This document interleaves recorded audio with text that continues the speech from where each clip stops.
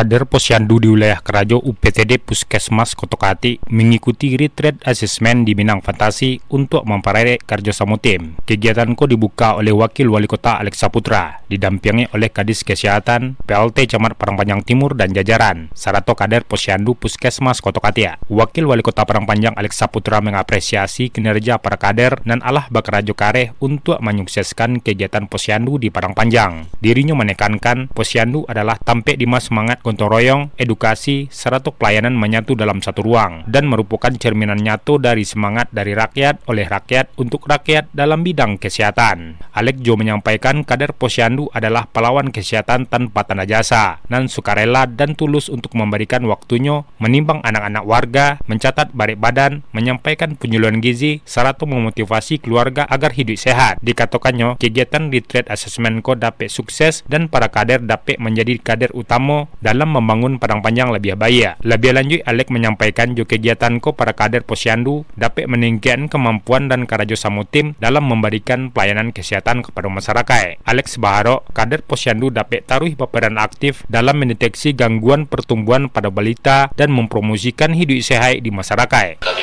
buka dan mudah-mudahan ini berjalan dengan sukses sampai akhir dan Bapak Ibu bisa menjadi kader-kader utama untuk Parangpanjang, Kota Sarami Mekah. Kegiatan retreat assessment ko diharapkan dapat menjadi momentum kader Posyandu untuk meningkatkan kualitas pelayanan serta memperoleh kerjasama tim dalam mencapai tujuan kesehatan masyarakat. Nofri melaporkan.